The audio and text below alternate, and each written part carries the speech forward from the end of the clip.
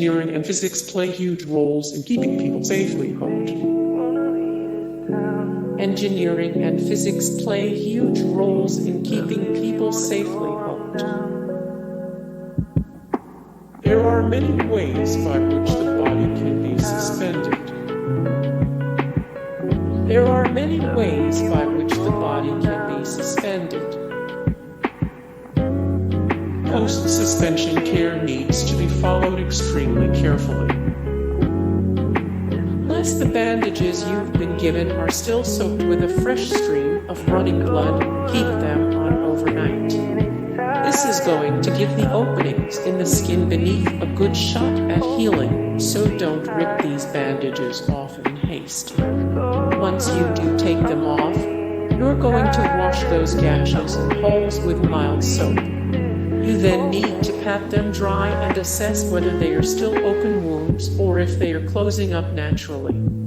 If the former is the case, rebandage them. If the latter is true, just put on some clean clothes and be gentle with your movements.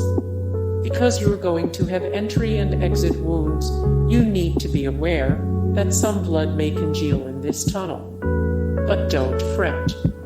The body will eventually take care of this by flushing it out and resealing the tunnel with proper cells. It's incredibly important not to scratch at or tear scabs from your healing wounds. This results in a weakening of the skin, meaning you're more likely to tear once you're ready for your next round of suspension. Additionally, it'll make your scars more prevalent, something you may or may not want. Once you're taken down, hair must be massaged from the holes in your skin. How in the world does the term Rice Krispies come into play with body suspension? Turns out, there's a sound the body makes when air that's found its way into either or both sides of your puncture wounds is purged. That sound, it's a series of tiny ticks mostly associated with the snap, crackle, and pop you hear when you pour milk over a bowl of puffed rice. The air bubbles can either be massaged out or just allowed to pop over the next few days. Unless you're the misophonic sort, meaning you hate bodily sounds, like chewing or the likes, it's something these artists kind of look forward to. Don't skimp on the price of a good suspension team unless you like communicable diseases and unnecessary pain. From shoddy equipment that sits around in a rusty garage to people sticking you with materials that were either improperly cleaned or not cleaned at all, there are a lot of ways amateur suspension sessions can get disease-ridden fast. You really want the words experienced, clean, professional, reputable, and safe when you're looking for the right team. Suspension tools that are not properly cleaned can lead to tetanus and slew of bloodborne pathogens. A good team will have sterile and clean hooks ready for new clients. A good team will also tug on parts of your skin to see how amenable the area and you will be to hooking.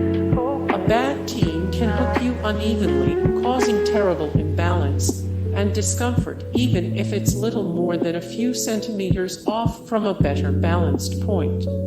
Cohorts also says that he has a medical team around him to make sure that if someone has a medical condition that might make suspension a little more complicated, they can modify the process to make it safer.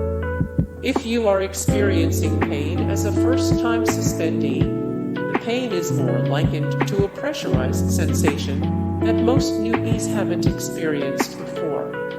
Keeping a calm head and steady breathing can help any new suspension practitioners keep discomfort at bay.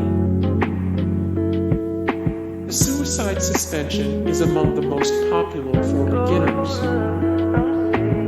The suicide suspension is a favorite among many, especially those new to the art.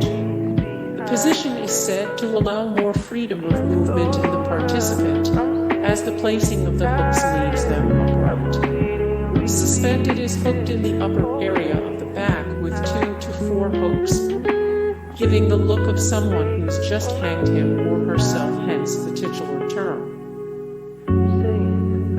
People who practice this ancient art refer to it as euphoric and stress-relieving. Sier Coechetti leads the New York chapter of Rites of Passage, a group that assists with body suspensions all along the East Coast. Although he admits he was scared to put his 300-pound frame on hooks and hang, he figured that if he could do that, he could do anything. Coechetti told The Atlantic, "I go in and I'm ready to go through it, and once I got into the air, once they lifted me up, it was the most peaceful, serene, blissful experience I've ever had. And it was kind of like, throughout life, you tend to take on negative energy. By energy, I could mean stress from your job, stress from home, if you're married, if you've got kids, just stress. And this was just the ultimate stress release. Everything bad that had built up, it was just resetting it back to zero." Hey guys, thank you so much for the support and likes and comments down below, and also thank you so much for watching, and I look forward to see you in the next video. Then take care, bye.